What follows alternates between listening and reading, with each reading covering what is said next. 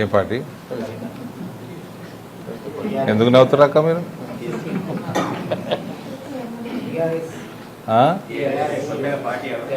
అవునా? ఏమో మరి, నేనైతే ఆలోచన చేయలే. ఆలోచన చేయమంటావా? అవసరమా?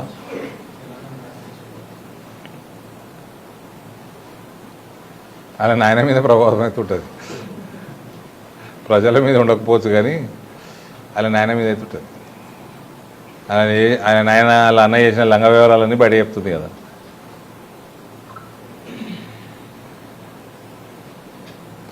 అంటే ఆమెం సత్యపూస కాదు, కానీ వాళ్ళ అన్న వాళ్ళ నాయన చేసినాయని బయట పెడుతుంది. ఆమెను కూడా కోర్టు ఎక్కడ కూడా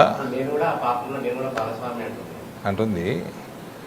ఈ లిక్కర్ స్కామ్లో కూడా ఎవిడెన్స్ లేదు అని మాత్రమే కోర్టు అన్నది. సిబిఐ మళ్ళీ వెళ్ళిపోయింది హయ్యర్ కోర్టుకి. ఎవిడెన్స్ లేదన్న మాత్రాన క్రైమ్ కాలేదని కాదు, స్కామ్ కాలేదని కాదు.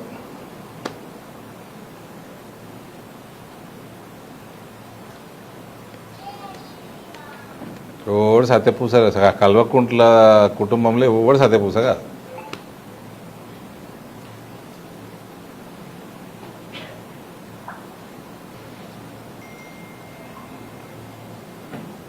టీఆర్ఎస్ కేసీఆర్ని తిట్టిపీనికే ముఖ్యమంత్రి గారు సపోర్ట్ చేస్తున్న పార్టీ అది. అది ఇండైరెక్ట్గా బీజేపీకే బెనిఫిట్ అవుతుంది ఫైనల్గా.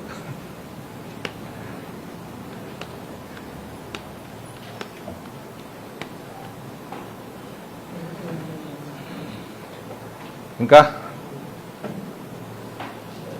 ఓకేనా? ఇంకేమన్నా పాయింట్స్?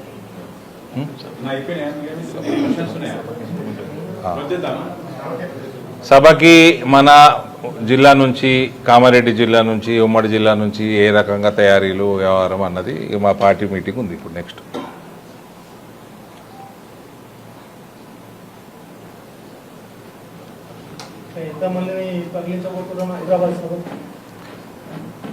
సుమారు 3 to 4 lakhs మధ్యలో నా అంచనా. ఇంకా ఎక్కువ వస్తారు, గ్రౌండ్లో మాత్రం అంతుంటారు.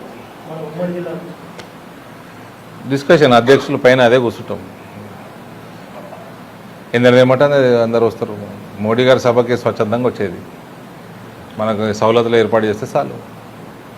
సవలతులు అంటే కేసీఆర్ బిర్యానీలు కాదు, 4 టైర్లు, కూర్చొనికే సీటు.